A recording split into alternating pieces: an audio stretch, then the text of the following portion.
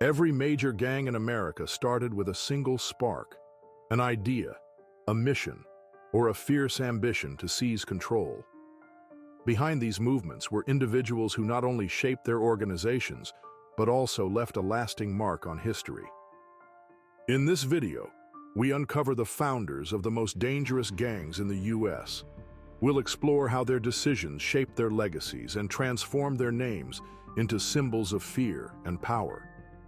Get ready to dive deep into their origins, their strategies, and the worlds they created. Welcome to the most dangerous gang founders in USA.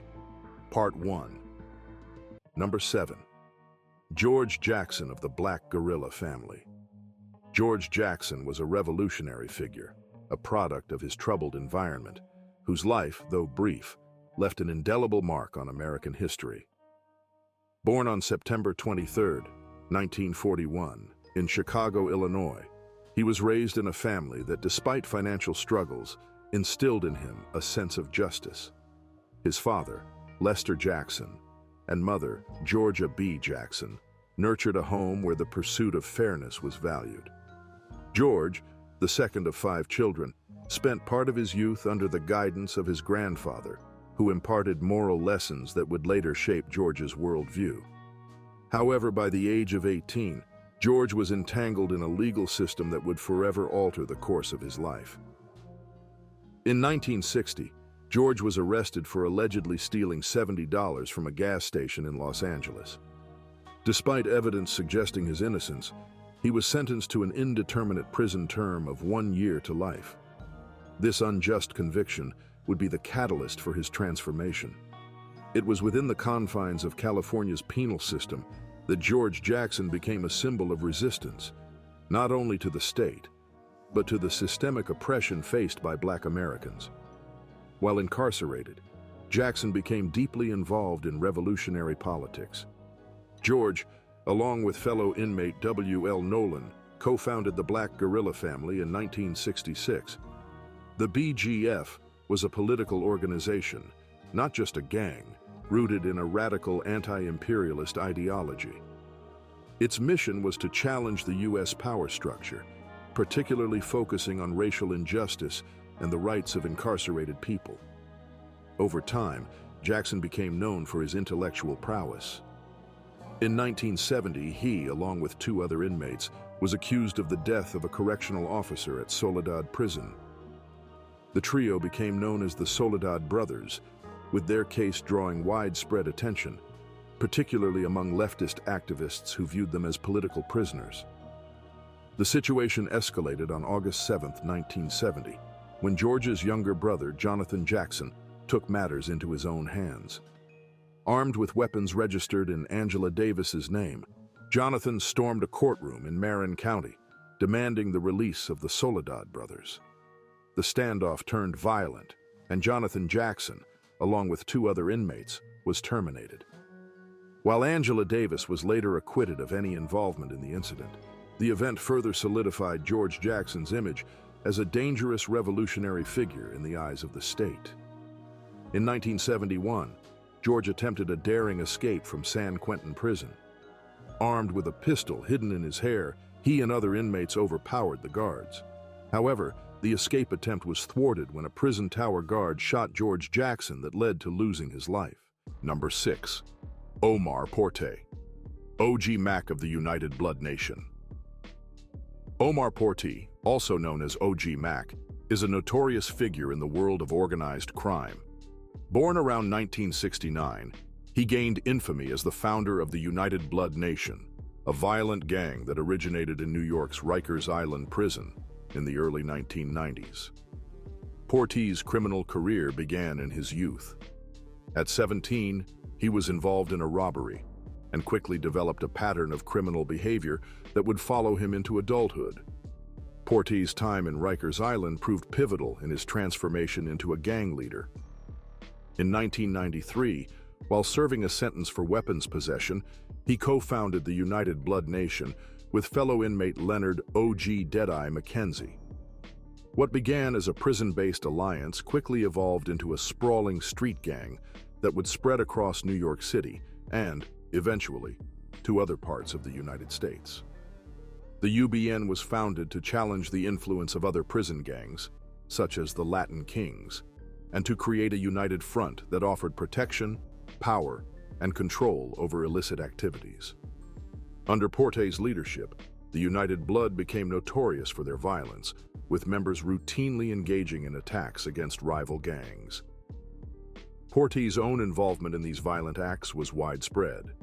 On March 12, 1996, he led an assault on members of the Latin Kings, using a makeshift weapon fashioned from a Scrabble game piece, an act that left 3 men injured. Such incidents became routine as Porte expanded the gang's influence outside of prison and into the streets of New York. By 1999, after serving time for various crimes, Porte was released from prison and returned to the streets. He quickly resumed his criminal activities, establishing the 1-8 Trey faction, which became notorious for its control over various illicit enterprises, including narcotic trafficking, theft, and other forms of illegal activity. Porte's leadership over the 1-8 Trey set and other factions of the Bloods made him a key figure in a network of crime that spanned multiple neighborhoods. On August 27, 2002, he was convicted on multiple charges, including racketeering, conspiracy, and involvement in criminal activities related to the distribution of illicit substances. The following year, on April 14, 2003, Porte was sentenced to 50 years in federal prison for his role in organizing and executing these criminal activities. Porte is currently incarcerated at ADX Florence. Number 5. Raymond Washington of the Crips Gang. Raymond Lee Washington, born on August 14, 1953, in Los Angeles, California, was the youngest of 4 sons, growing up in a turbulent environment that would shape his path toward infamy. As a child, Raymond was known for his muscular build and readiness to defend himself.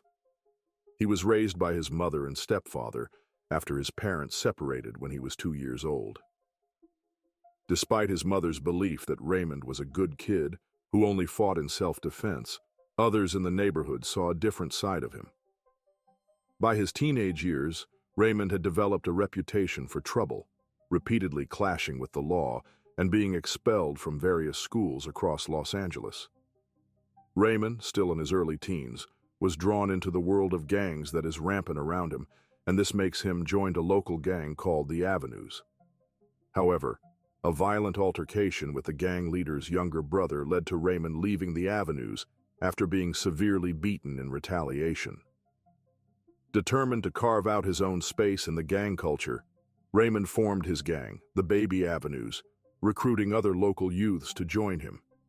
This group would eventually evolve into what would become the Crips, one of the most notorious street gangs in Los Angeles.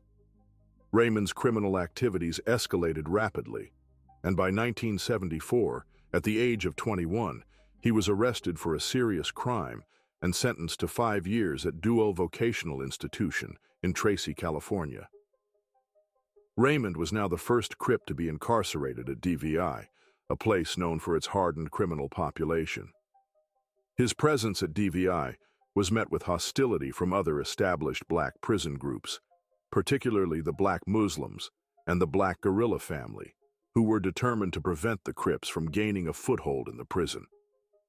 These groups viewed Raymond's efforts to recruit young African-American inmates into the Crips with disdain and made it clear that his attempts to expand his gang's influence within DVI would not be tolerated. Raymond's time at DVI was marked by intense conflict, as he was held responsible by other inmates for the actions of the Crips on the streets of Los Angeles. As the Crips continued to clash with rival gangs in Los Angeles, inmates at DVI who had lost family members in these conflicts directed their anger toward Raymond. After serving his sentence, Raymond was released from DV1 in 1976 and returned to Los Angeles. However, he found a city that had changed dramatically during his time in prison. But Raymond's life came to a tragic end on August 9, 1979, just 5 days shy of his 26th birthday. That night, he was approached by individuals in a car while standing on the corner of East 64th Street and South San Pedro Street in South Central Los Angeles.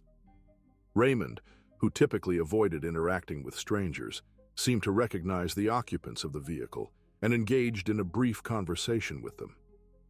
Suddenly, one of the individuals pulled out a sawed-off firearm and targeted Raymond, inflicting fatal injuries. Despite being rushed to the hospital, Raymond did not survive as he passed on. Number 4. David Barksdale of the Black Disciples. David Barksdale, born Denise. David Barksdale, on May 24, 1947, in Salis, Mississippi, was a notorious figure in the gang culture of Chicago. He is best known as the founder of the Black Disciples, one of the city's most powerful street gangs, which he led from a very young age.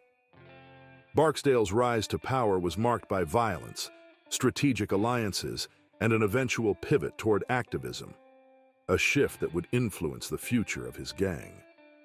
The Barksdale family moved to Chicago in 1957, where David's life took a turbulent turn. Growing up in the Englewood neighborhood, David found himself drawn into the world of gangs at an early age. By 14, he was expelled from his home due to disobedience and spent much of his youth in the streets. His early gang activity began with a group called the 65th Street Boys, later evolving into the Devil's Disciples, a precursor to the Black Disciples. By the mid-1960s, Barksdale had absorbed several smaller gangs, unifying them under the Black Disciples banner, expanding his influence across Chicago's South Side. The violence that defined Barksdale's early career as a gang leader was punctuated by several attempts on his life, each further cementing his reputation.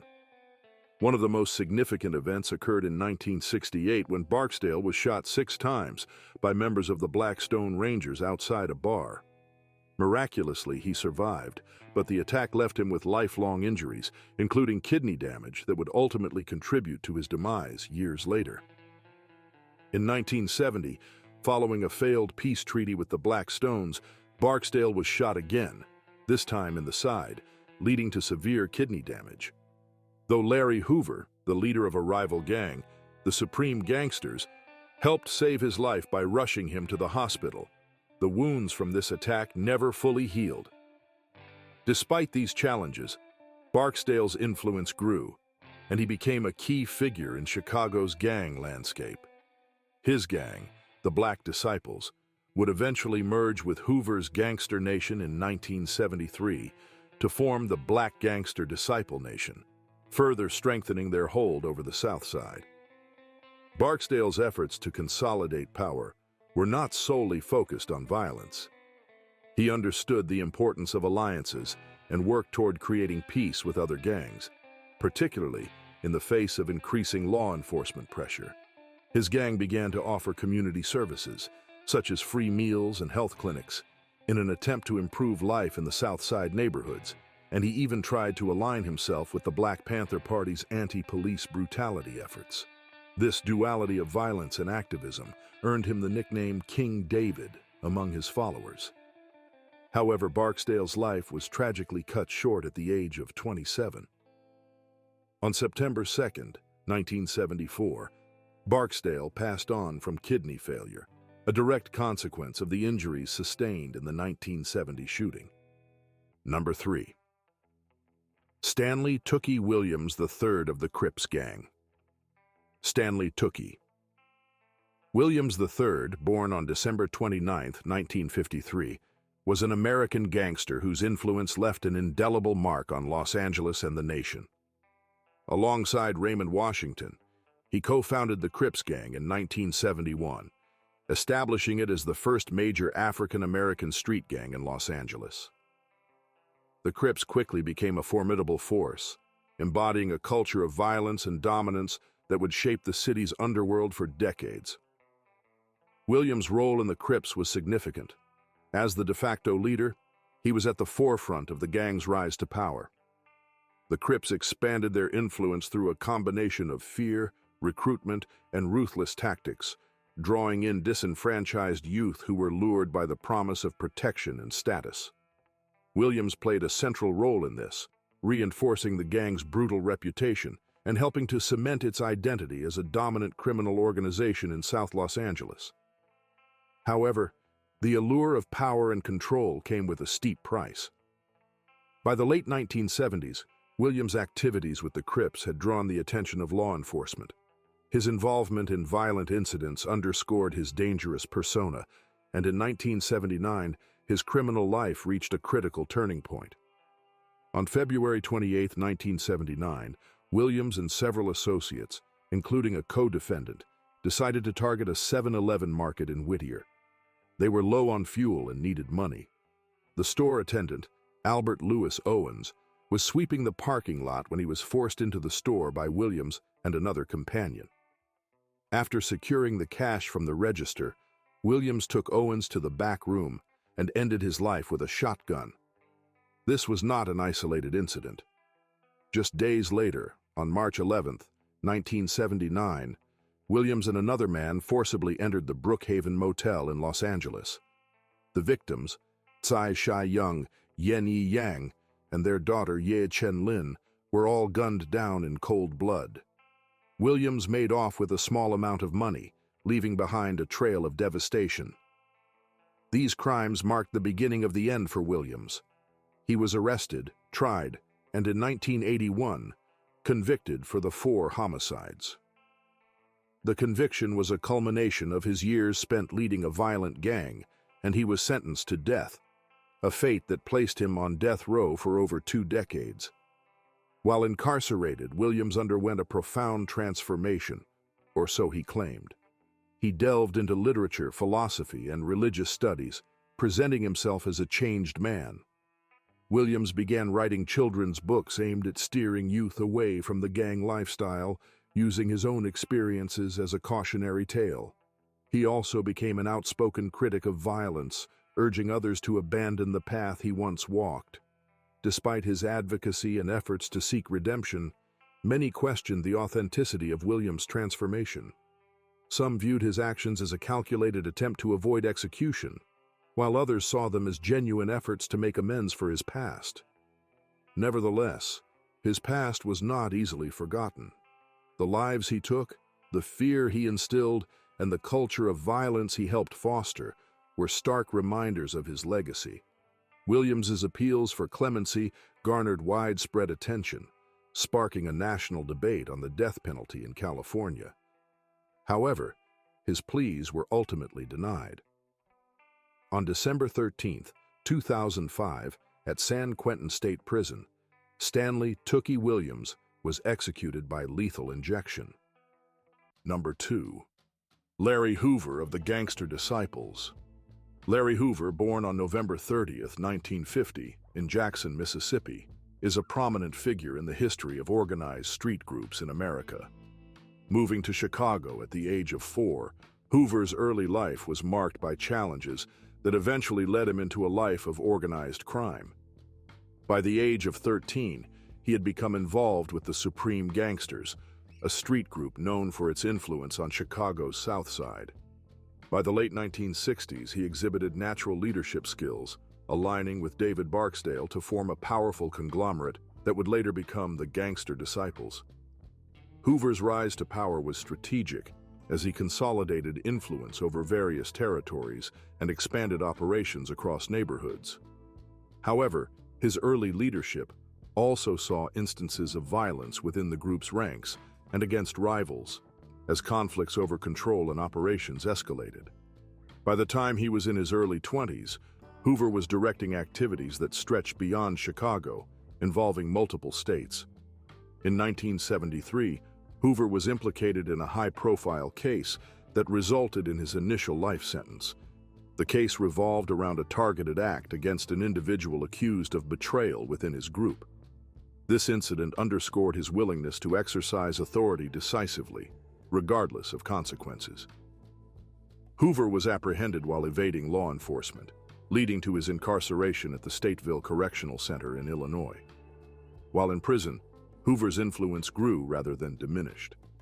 He operated a network that reportedly extended to thousands of associates across several states. Under his leadership, the organization expanded into various illicit trades, utilizing its resources and connections to generate substantial profits. Hoover also maintained a facade of rehabilitation, renaming the group Growth and Development and initiating community-oriented projects that earned him support from certain quarters. These efforts, however, were later revealed to mask extensive operations involving illicit finances. A pivotal moment came in 1995 when federal authorities launched an undercover operation targeting the group's activities. This investigation, known as Operation Headache, culminated in the arrest and indictment of Hoover and other members. He faced charges that included conspiracy, financial improprieties, and directing an illegal enterprise while incarcerated. In 1997, Hoover was convicted and sentenced to 6 additional life terms. Currently housed in the ADX Florence Supermax facility in Colorado, where he continues to serve his prison sentence. Number 1. Jeff Fort, co-founder of the almighty Black Pea Stone Nation. Jeff Fort, born on February 20, 1947, in Aberdeen, Mississippi, is a notorious figure widely known for his leadership of the Black Pea Stone Nation, an influential street gang based in Chicago. Fort's rise to prominence was marked by his ruthless leadership and the gang's involvement in a wide range of illicit activities. From his humble beginnings in the Woodlawn neighborhood on Chicago's South Side, Fort eventually became a figure feared and respected within the criminal world. Fort's criminal journey began in his teenage years when he co-founded the Blackstone Rangers with Eugene "Bull" Hairston in 1959, initially as a youth gang for protection. However, as the gang grew, it became more involved in organized crime. By the mid-1960s, Fort had taken command after Hairston's imprisonment, and he transformed the Rangers into a formidable organization, later renaming it the Black Pea Stone Nation in 1968. The gang's criminal activities expanded from street-level offenses to more complex operations involving extortion, racketeering, and the control of illicit enterprises on Chicago's South Side. Fort's leadership was characterized by his ability to broker alliances with other gangs, turning the Black Pea Stone Nation into a significant force in the region. By the 1970s, Fort had introduced a new layer of sophistication to the gang's operations. He renamed the Black Pea Stones to the El Rukn tribe of the Moorish Science Temple, a move that allowed the gang to operate under the protection of religious status. This conversion to Islam was seen by law enforcement as a strategic maneuver to avoid police surveillance, as religious organizations enjoyed certain legal protections. Under Fort's direction, the El Rukns began trafficking in illicit substances, including different types of narcotics, and their criminal empire extended beyond Chicago, with influence reaching other states. In the 1980s, Fort's criminal reach expanded further when he began negotiating with foreign governments. In 1987, he was convicted of conspiring with Libya to carry out attacks in the United States in exchange for financial support and weapons. Fort's influence was so strong that even from prison, he continued to direct the gang's operations through phone calls. In addition to this, he was convicted of charges related to the trafficking of illicit substances in the 1980s. Fort's downfall began in 1983, when he was convicted of narcotic-related offenses and sentenced to 13 years in prison. However, his most significant legal troubles came in 1987, when he was indicted on charges of terrorism-related activities and conspiracy to commit violent acts on behalf of Libya. The following year, he was also convicted of ordering the 1981 manslaughter of a rival gang leader, leading to a 75-year sentence to run consecutively with his earlier convictions. By the time of his final conviction in 1988, Fort was already one of the most powerful gang leaders in the United States. Jeff Fort is currently serving a sentence of 168 years with no possibility of parole. After being transferred to the high-security ADX Florence Supermax prison in Colorado in 2006, where he has remained serving his time till date,